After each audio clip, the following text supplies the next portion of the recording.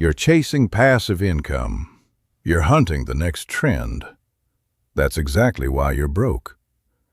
In 1870, I didn't care about oil. I cared about the refineries. I didn't want to dig in the dirt. I wanted to own the only gate everyone had to pass through just to see in the dark. If I woke up today with a cracked phone and zero in my bank account, I wouldn't build a brand. I'd find the modern kerosene lamp and quietly control its supply before anyone noticed. Look at what you're doing. You launch a clothing brand. 10,000 others did the same thing this morning. You start a YouTube channel. Now you're dependent on an algorithm you don't own. You're digging for gold with a plastic spoon, while the people selling shovels watch from above. In 1870, everyone drilled for oil. It was chaos, thousands of small wells, prices collapsing, operators undercutting each other just to survive. While they fought over crude, I built refineries. I didn't care who found oil.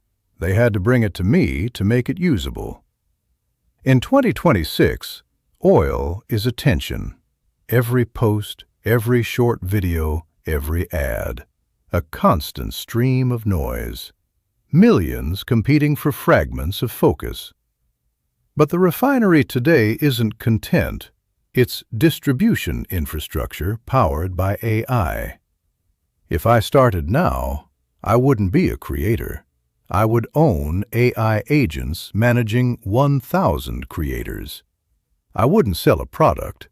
I would build a specialized language model that every attorney or doctor in a specific niche needs to function in the next 5 years. I don't need customers. I need hosting. I would identify underpriced attention inside a narrow industry.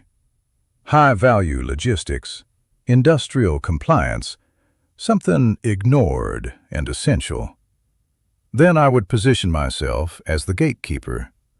When you own the gate, you don't compete. You collect tolls. But to do that, you have to commit a move most modern entrepreneurs won't even consider. A move I call vertical sabotage. And that's how I would make my first $100,000, before my competitors even realized I existed. If I start from zero in 2026, I don't want to be the best. I want to be the only one. This is how I would build Standard Oil 2.0. First pillar, vertical integration. In the 1800s, I didn't just buy oil wells. I bought forests to produce my own barrels. I bought chemical plants to refine fuel. I controlled every layer between the ground and the lamp. Today, your barrels are data.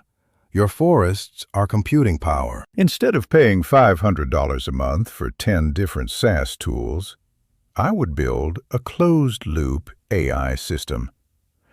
If I operate in real estate, I don't just run ads. I deploy an AI agent that makes cold calls, another that writes showing scripts, another that handles document processing. I own the entire stack. I don't rent platforms. I am the platform. Second pillar, the modern rebate. In my time, I negotiated private deals with railroads. I paid for shipping, but I received rebates on every barrel my competitors transported. Their activity strengthened my position. Today, that becomes strategic aggregation. I would approach 50 small operators in a narrow, high-margin niche. Industrial HVAC, estate law, something stable and overlooked. I automate their internal systems for free in exchange for equity. Now, every dollar spent inside that niche feeds my infrastructure. Their growth becomes my leverage. Third pillar, the standard. In the past, kerosene exploded. I built Standard Oil around safety and reliability. Today, the internet is flooded with synthetic noise, deepfakes, automated spam, fabricated credibility. So I establish certification, a private verification layer, proof of human execution, a closed registry where every validated transaction passes through my protocol. If you don't have the certification, the market hesitates. I don't sell services. I sell permission to operate.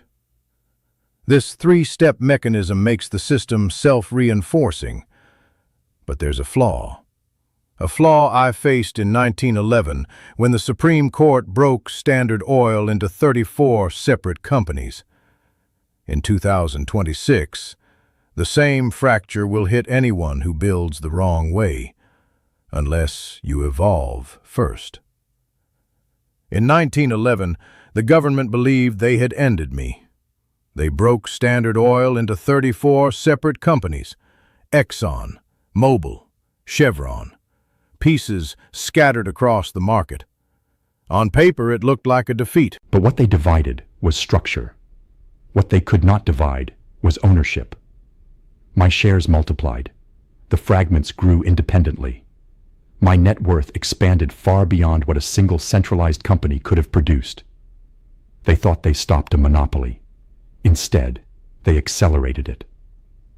If I begin again in 2026, I don't wait for regulation to dismantle me. I dismantle myself first. Today, everyone wants to build the next dominant app, a centralized platform, a digital fortress with their name on it. That model creates visibility. Visibility creates scrutiny. Scrutiny creates intervention. That is a 20th century mistake. In an AI-driven world, the durable asset is not the company. It is the protocol. I would not build a giant AI agency. I would construct a decentralized autonomous network. 10,000 independent operators using my proprietary tools.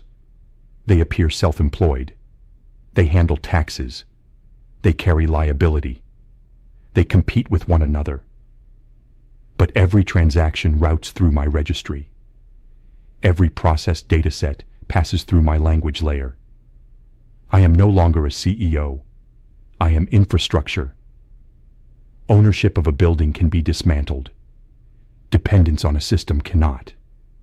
When the market requires your protocol to function, you don't need branding.